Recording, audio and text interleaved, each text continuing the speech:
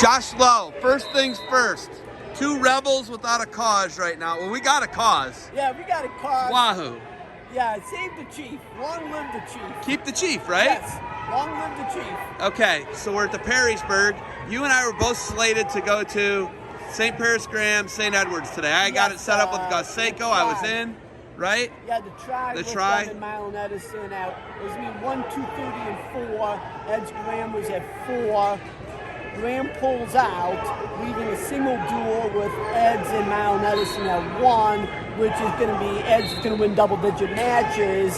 So it's like we're here instead. You got that at a 12-2, 10-4. What do you got? Something double digits. 10-4 best case for plus, yeah. 10-4 plus best case scenario for Edison. Yeah. Okay. If Edison's going 10-4 with Wadsworth, or 10-4, Edison, Wadsworth, Edison, Perrysburg were both non-competitive in December. Lord knows Edison St. Edwards is going to be non-competitive again. Okay, we are at the blood round right now for Perrysburg. Semis probably starting in the next 15, 20 minutes. Yeah, they said 11 o'clock on the schedule, so... What do you got right now? Talk to me. What's any waves here at Perrysburg Pit? Certainly, Perrysburg's having a good tournament. Everyone, as they expect, doing what they're going to do. They're going to place their 8 kids, 7 in the semis, probably 1 coming back. They're still without 2 starters. Their 32 Denkins is out today. Their 26 Chavez is still injured. I've heard Chavez is expected back next week at Mame Day. Denkins was 1 and 2. If it happens. Subject to... I haven't heard it's not going to happen, but you never know. It's in Lucas County, so it would be like something being in Cuyahoga County right now. Yeah, I wouldn't go... I don't think they're as bad, but the Oregon Clay person did tell me they're going to do everything in their power to have it happen. Okay, so Graham, was that a COVID issue or don't you know? I do not know for sure what it was. Okay, it could be my only guess with Graham. Probably doesn't pull out of much, but they're probably a COVID issue. But looking forward, let's just talk D1, D2, D3 races. Yeah, I'm going to start with D1. Can Dublin Kaufman, can Brecksville, can Wadsworth, can Perrysburg, Elyria, LaSalle, can any of them unseat St. Ed's? No, because you're looking at St. Ed's is going to get double digits plus the state. They cover a lineup real well. They obviously have some top-end talent, but them this year, it's more covering a lineup. And the district here at Perrysburg, there's some good teams in it, but there's not the overall depth to block St. Ed's from getting double digits plus the state. You look at a team like Perrysburg, who's talented as heck, but their back 3 weights are not even close to state level kids.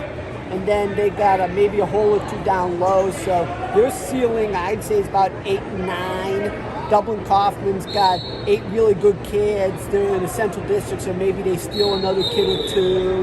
But that's still only 10 at best. Wadsworth last night gets blown out by Brecksville in a dual meet. Was that a perfect storm? Yeah, but it does show that Wadsworth does have some not as much on the top end as, say, Perrysburg or Kaufman. Normally they cover the lineup well, but last night they had a minor injury or 2 and lost a bunch of toss-up matches, but still, that's not enough to deal with an Eds. Elyria just doesn't have enough at the top end. Yeah, they've only got 5 placers type guys. 2 champs, 5 placers. Potential. At the most, right? Potential. Yeah, something in that range, but I mean, you got Nate, you got Javion when he comes back. They're still only talking about, their ceiling's probably 6, 7, 8 to state. I haven't counted the kids out, but that's the type of ceiling you're talking about. You got Highland here, has had a heck of a consolation round. They got 3 in the semis, they had 7 in this consolation round. I think they're 4-0 in this consolation round already. And they're the type of team, it's going to be real interesting to see what they do in 4 weeks at the state dual regional that they host. At Highland? At Highland. They have Brecksville probably for a state dual spot. Despite that big win for Brecksville last night over Wadsworth, Highland is probably the favorite in that dual meet. You're going to see it here. They're going to place close to 10 kids at this tournament. They got a lot of lineup balance, a lot of lineup depth, even if in an individual bracket state tournament sense that beyond maybe one of the Scavuzos, they don't really have a on-the-stage kid in the state final. I mean, they don't have that type of top-end talent. And Wadsworth, though, they lost last night. They're going to have Massillon Perry. They go to Massillon Perry February 2nd for a state dual spot. Wadsworth's probably favored in that match, I would think. Brecksville's dueling at Massillon Perry this afternoon at 3 o'clock if anyone wants to watch that. Can Massillon Perry make any waves? Can they be the outlier that challenges for a runner-up trophy? They certainly have a couple very high-end scorers when you're talking about Shepard up top and Bachler up top. Those two kids could get, if they win state titles, both of them, which they could, that's 50 points right there. So that's halfway to what you might need for a runner-up trophy. That being said, I'm not sure where 50 points comes from with the rest of that group. Do they have some decent kids? Yeah. But I'm just not sure if it's 50, 60 points worth decent. You know what I mean? I'm not sure if it's 50, 60 points decent. I'm more interested to see how they duel today with Brecksville. If they're able to be real competitive in that duel meet, that'll show me a lot. Okay, so we've got St. Ed's by 20. Is that safe? I might go north of that, but that's safe because St. Ed's will cover a lineup. Giag will win. Bennett will probably win. That's my guess. And then they have a bunch of kids that'll mid-place in the mid-place range behind that. Okay, so St. Ed's by 20 plus. Is that safe? Yes. Okay. And then who would you say your number one runner-up is? Perrysburg? I would say Perrysburg's the most equipped. Either them or Dublin Kaufman. Because if you look at Dublin Kaufman, you're going to have Shoemates, surefire, 25 to 30 points. The Ayubs are going to be right in the hunt for top 3 positions in their weight. They don't really have any risk for casualties. That's the thing. They have no risk for casualties because out of Central D1, I'd be shocked if they get a key kid displaced. Whereas some of the other teams may see a key kid displaced. Gotcha.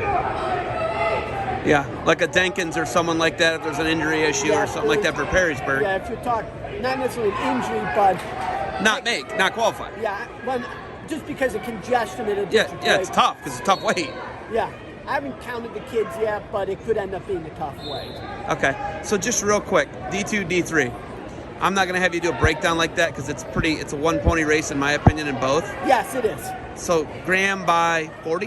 Graham by 50? Yeah, 60? 40 plus. 40 plus? Yeah, it could be more Could be more because you have to remember Graham's going to get everyone who matters out for sure, and they'll pick up another kid or two probably because even though the Central Ohio teams swung down to the Southwest and that Southeast group went to a different district, and that district in Wilmington's a little better, it's not either of the two northern districts in terms of strength. Not even close. Okay.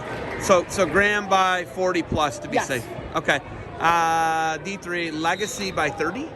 That's going to depend on what Mile Edison can bring because Mile Edison, it's going to be about head count for them because they're similar to, say, Wadsworth, or they're similar to Wadsworth structurally in terms of having a lot of depth, but beyond Hermes at 13, Max Hermes, is there a surefire Saturday night kid on that team? I don't know. I don't think so beyond Max Hermes. Excuse me, Sunday night now because the state tournament changed. I'm so used to the old structure. But it depends on Little Hermes's bracket placement, I think. Yeah, it depends on a bunch of kids. A lot of that. And Logan Lloyd, where he can get, if he can. It depends on how many points they can pull. Yeah. But Legacy Christian, with their 9 really relevant kids, even though Southwest D3 is absolutely a meat grinder to clear, those kids, I think, mostly are going to be above the noise.